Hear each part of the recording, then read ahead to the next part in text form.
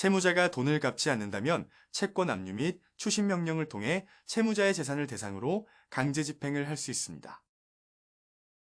이전에는 종이로 작성한 신청서를 법원에 직접 제출해야 했지만 2011년부터 전자소송을 도입하면서 어디서든 전자로 문서를 간편하게 작성하고 제출할 수 있게 되었습니다.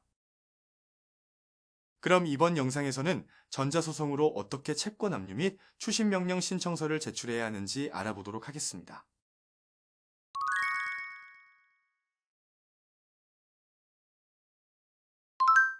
전자소송으로 신청서를 접수하기 위해서는 미리 작성해둔 신청서와 별지 목록, 그리고 첨부 서류를 컴퓨터의 파일로 보관해 놓아야 접수하기가 용이합니다. 신청서를 접수하기 위해 포털 사이트에서 대한민국 법원 전자소송을 검색하여 홈페이지로 이동합니다. 전자소송을 처음 이용한다면 사용자 등록을 이용해 회원가입과 인증서를 등록하여 줍니다. 그 다음에 인증서 아이디를 입력하여 로그인합니다. 채권 압류 및 추심 명령 신청서를 제출하기 위해서는 서류 제출, 민사 집행서류 순으로 이동합니다. 그리고 채권 압류 등 항목에 자주 찾는 채권 압류 등 신청 서류에서 채권 압류 및 추심 명령 신청서를 확인할 수 있습니다. 신청서를 작성하기 위해서 전자소송 동의란에 체크하고 당사자 버튼을 클릭합니다. 가장 먼저 사건 기본 정보에서 필수 입력 사항인 사건명과 청구 금액, 청구 내용, 집행권원 등의 표시를 기재하는데요. 사건명은 채권 압류 및 추심 명령인 것을 확인하고 청구 금액과 청구 내용, 집행권원 등 표시는 친절한 소송과 함께 작성한 신청서와 동일하게 기재합니다. 다음으로 제출 법원을 선택하는데요. 채권 압류 및 추심 명령에 관할 법원은 채무자 주소지 관할법원이므로 직접 알고 있는 관할법원을 선택하거나 관할법원 찾기 버튼을 이용해 주소지를 입력하고 선택하여 줍니다. 그리고 집행권원은 확정된 판결문과 같은 공정증서를 말하는데요. 이번 사례와 같이 확정된 판결문이나 결정문, 화해조서 등이 있다면 집행권원 없음에 체크하지 않고 사건 정보 입력을 마무리합니다.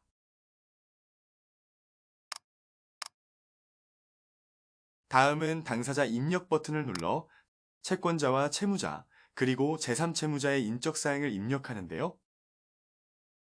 가장 먼저 채권자 정보를 입력할 때에는 내 정보 가져오기 버튼을 이용하여 간단하게 입력할 수 있습니다. 다음은 채무자 입력을 위해 당사자 구분에서 채무자를 선택하고 인격 구분에서 자연인인지 법인인지 선택합니다. 그리고 필수 입력 사항인 당사자명과 주소, 국적, 송달 장소를 입력하고 저장 버튼을 눌러줍니다. 제3채무자 입력을 위해 당사자 구분에서 제3채무자를 선택하고 인격 구분에서 자연인인지 법인인지 선택하는데요. 이때 제3채무자가 은행과 같은 금융기관이라면 금융기관 여부에도 반드시 체크하여 줍니다. 그리고 필수 입력사항인 당사자명, 대표자 표시와 성명, 주소, 송달 장소, 국적을 순서대로 입력합니다. 입력을 모두 마무리했다면 당사자 목록에서 내가 입력한 당사자 정보를 확인할 수 있습니다. 다음은 집행권원 정보를 입력합니다.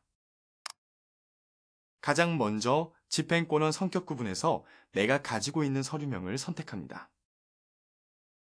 이때 사용증명원이란 집행문을 다시 발급받을 때 필요한 소명자료인데요. 채권 압류 및 추심명령 신청에 사용한 집행문은 재사용이 불가능하므로 집행문을 다시 발급받아 채무자의 다른 재산을 강제 집행하려고 한다면 필요에 따라 사용증명원 사용 여부에 체크할 수 있습니다.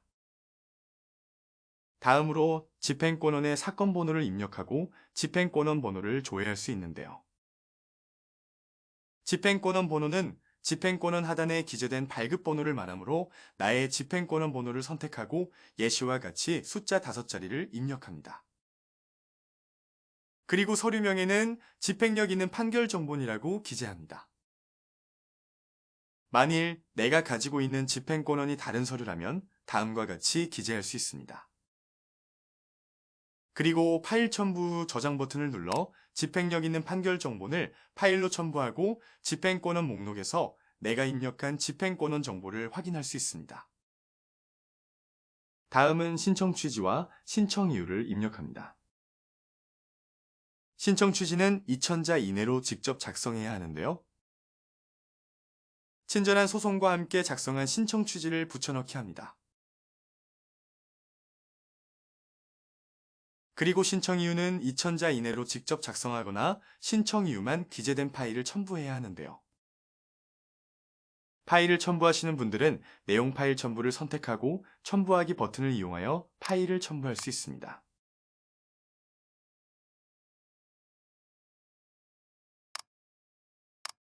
그리고 하단으로 스크롤을 내려 채권, 기타 목적물을 입력합니다. 이번 사례와 같이 채권을 압류하는 경우 내용이 길기 때문에 친절한 소송과 함께 작성한 별지 목록 파일만 첨부하는 것이 좋습니다.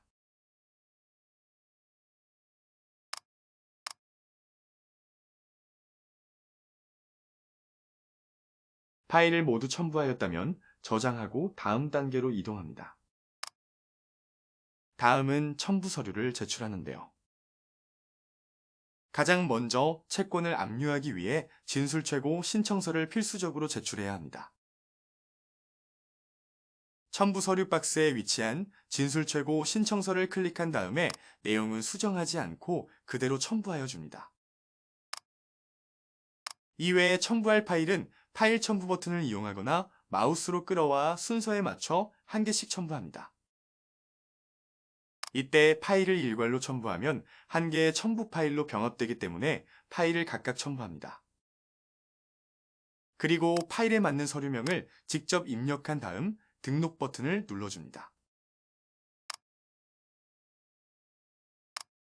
등록이 완료된 파일은 첨부 서류 목록에서 살펴볼 수 있는데요. 상황에 따라 화살표를 이용해 파일 순서를 변경할 수 있습니다. 그리고 파일을 모두 등록하였다면 작성 완료 버튼을 눌러줍니다. 다음 작성 문서 확인 단계에서는 내가 작성한 문서를 미리 보게 할 수 있는데요. 좌측 서류 목록에서 파일명을 클릭하여 각 파일이 모두 올바르게 첨부되었는지 확인할 수 있습니다. 그리고 문서에 이상이 없다면 하단 박스에서 이상 없음에 체크한 뒤 확인 버튼을 눌러줍니다. 다음 단계로 이동하여 소송 비용 납부 정보를 입력할 수 있는데요. 가장 먼저 납부 방식을 가상계좌, 계좌이체, 신용카드, 휴대폰 소액 결제 중에 선택합니다. 이때 가상계좌를 선택한다면 전자결제 수수료가 별도로 부과되지 않습니다. 납부 정보에서는 인지액과 송달료의 납부 당사자, 그리고 납부인을 선택합니다. 가장 먼저 인지액 항목에서 납부 당사자 선택 버튼을 눌러 납부 당사자를 조회합니다. 이때 인지액 납부 당사자와 송달료 납부 당사자가 동일하다면 인지액, 송달료, 납부 당사자 동일 버튼을 클릭하여 납부 당사자를 일괄 등록할 수 있습니다. 그리고 동일한 방법으로 납부인을 선택합니다. 위와 같은 방법으로 납부 당사자 정보를 입력했다면 송달료 납부 단계에서는 이미 등록된 납부 당사자의 정보를 확인할 수 있습니다. 그리고 필수 기재 사항인 계좌 환급 불가 시 환급 통지 방식을 선택합니다. 이번 사례와 같이 금융기관을 제3채무자로 하는 채권 압류 및 추심명령 신청서를 제출할 때에는 법원 보관금을 납부해야 하는데요. 법원 보관금 납부에 체크한 다음에 진술최고에 따른 비용으로 채무자 수와 금융기관 수, 그리고 2,000원을 모두 곱한 금액을 직접 입력해야 합니다. 그리고 필수 입력 사항인 연락처와 환급되는 경우를 대비해 환급받을 계좌를 입력하고 계좌 확인을 해야 합니다. 마지막으로 가상계좌로 납부할 은행을 선택하고 다음 버튼을 눌러 소송비용 납부를 마무리합니다. 마지막 문서 제출 단계에서는 사건 기본 정보와 제출한 서류의 목록, 소송비용 납부 정보를 다시 한번 확인합니다. 그리고 신청서를 접수했다는 접수증명원을 발급받고 싶다면 접수증명 신청서 생성 버튼을 눌러 한 통으로 수정합니다.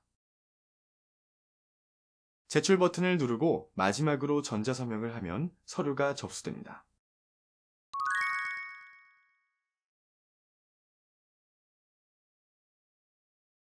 이번 영상에서는 전자소송으로 채권 압류 및 추심명령 신청서를 제출하는 방법에 대해 알아보았는데요. 여러분이 소송에서 승소하였음에도 채무자에게 돈을 받지 못했다면 채무자의 재산을 압류하는 채권 압류 및 추심명령을 신청할 수 있습니다.